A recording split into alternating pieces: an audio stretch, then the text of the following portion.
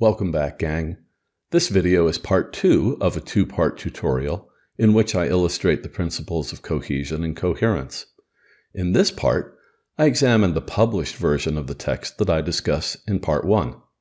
I'll show you what makes it cohesive and coherent, and suggest strategies for making your own writing cohesive and coherent. The tutorial is designed to accompany Lesson 5 of Style by Joseph M. Williams and Joseph Bissop. Please pause the video in a moment and read the passage on your screen. Note that the passage assumes that you know the meaning of stormtroopers and Teutons. If you don't, here are some quick definitions that you can also look at. Are you ready? Let's look at sentence 1. I notice that it ends with the title of a book. Let's turn to sentence 2. As we might expect from a cohesive passage, it opens with a reference to the same book that we encountered at the end of the previous sentence. There's no distance between the ideas. It's this continuity that we're referring to when we say that the first sentence flows into the second. Now look at the end of sentence 2. We find a reference to the 3 uniforms. It's not the last idea, but it's still very close, only 2 words away from the end. This is the new information, or what we might call simply the news. Williams and Bissop advise us to open a sentence with familiar information and to put the news at the end. And that's exactly how this sentence is organized. They call this the old before new principle. Placing familiar information before the news helps readers to understand the news because it places it in a context.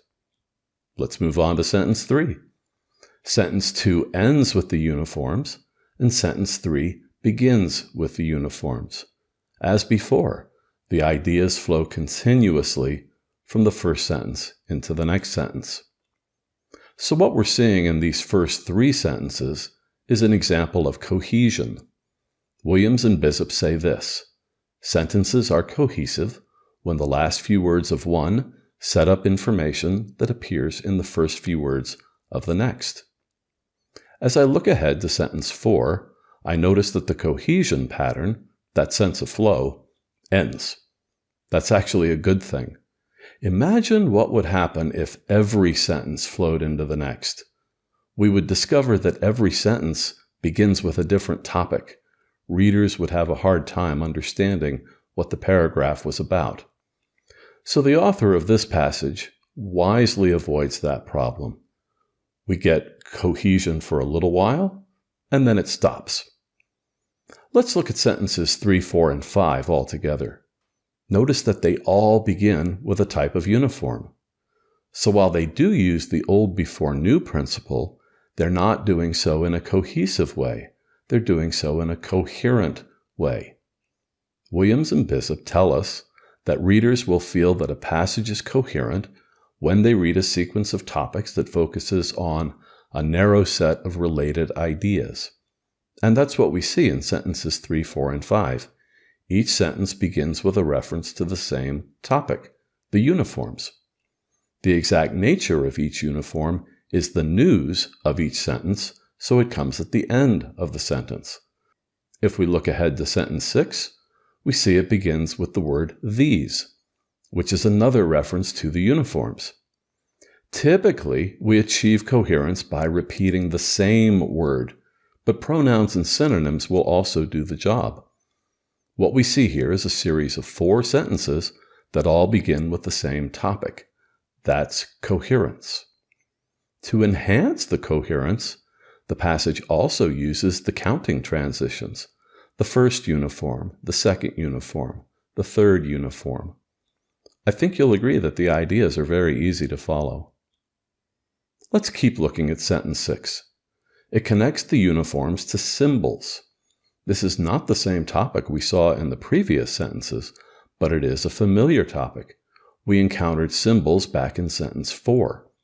And when I look ahead to sentence 7, I see that it begins with a reference to symbols in the same way that sentence 6 does. So these final 2 sentences also achieve a sense of coherence. I will add that the passage is limited to a narrow set of related ideas. As I mentioned a few minutes ago, this is also a characteristic of coherence. In short, The entire passage is easy to follow because it employs either cohesion or coherence in literally every sentence. Does that mean that all writing should use these devices in every sentence? No. In fact, the paragraph where I found this passage is longer and more complicated than what I'm showing you here. The strategies that Williams and Bishop call cohesion and coherence are just two ways of connecting ideas. You can add them to parallel construction, coordination, transitional phrases, and so on. Choose any combination that works best in the situation. To use cohesion and coherence, Williams and Bishop recommend that before you start writing a passage, you make a list of words that identify the most important topics that you plan to write about, usually just 2 or 3 topics. If you have more than that, you're probably confusing your topics with the news. When you've identified your topics, try to keep them at or near the beginnings of your sentences. If possible, make them the grammatical subjects of those sentences. If not, maybe they can fit into an early modifier. Just keep them near the beginning of the sentence. I can imagine that the author of the passage we just examined worked like this. First, identifying the main ideas. Next, identifying some relationships between the ideas. After that, making the big realization that each of the 3 different characters is a kind of uniform. So, from these notes, it's really easy to imagine the author moving on to actual sentences. Maybe you prefer to write a paragraph intuitively, without a lot of planning. That's great. Whatever works best for you. But when you're ready to revise, take the time to study what you've written and make a list of the most important ideas. Write it down, do it mentally, whatever.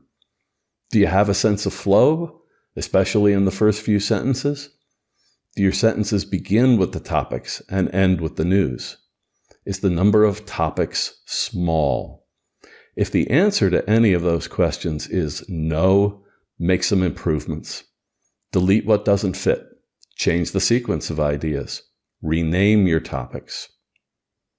A final word before I finish. I'm sure you've been instructed to avoid repetition in your writing. That's a useful guideline. Readers will get annoyed if you repeat some words more than once. But we make a special exception for the words that name our topics. Even if they don't realize it, readers appreciate the sense of coherence created by the repetition of topic words. They don't even notice it usually. Okay, that's it. Thanks for watching. Say what you mean.